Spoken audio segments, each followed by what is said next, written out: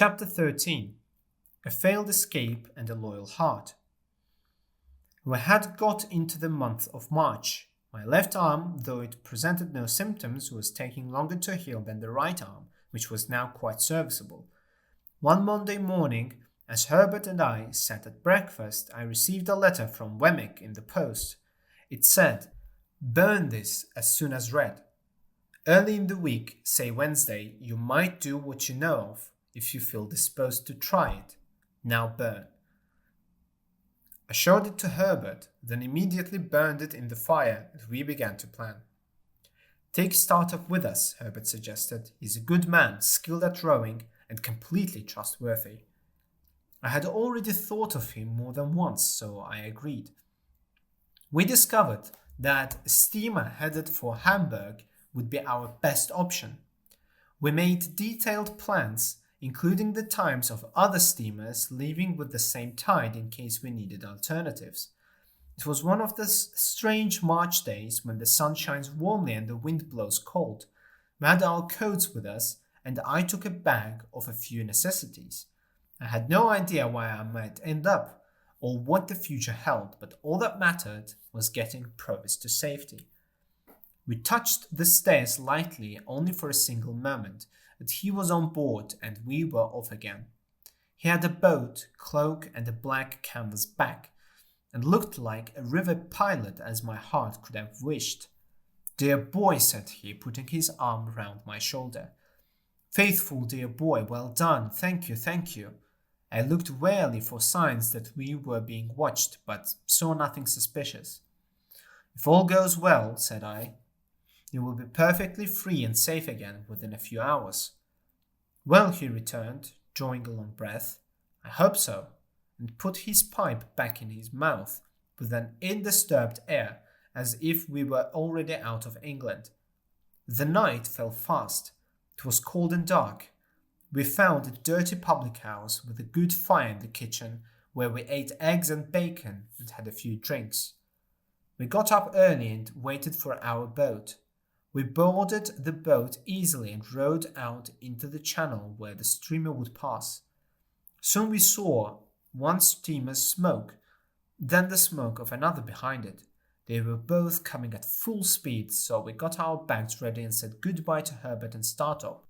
We had all shaken hands when I saw a four-oared galley shoot out from under the bank, a little way ahead of us. It was nearing very fast. I felt her shadow was upon us. When the galley hailed us, I answered. "You've got a returned convict on board," one of the men shouted. "That man in the cloak, his name is Abel Magwitch, also known as Provis. I call upon him to surrender, and you to assist." At the same moment, they rammed our boat. The steersman grabbed Magwitch's shoulder, and both boats spun violently in the tide. Then I saw Magwitch suddenly reach out and yank the cloak off the man in their boat, and revealed Compeyson, whose face was filled with fear. A shout rose from the steamer, followed by a loud splash, and I felt our boat tip and sink beneath us. Herbert and Startup were nearby, but the boat and both convicts had vanished. Moments later, something floated towards us, a dark shape carried by the current. It was Magwitch. He was pulled aboard and quickly chained at his wrists and ankles.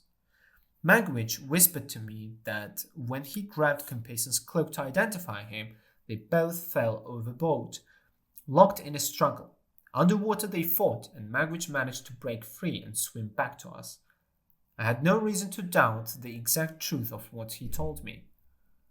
Once the tide turned, they took him down to the galley and transferred him to another boat.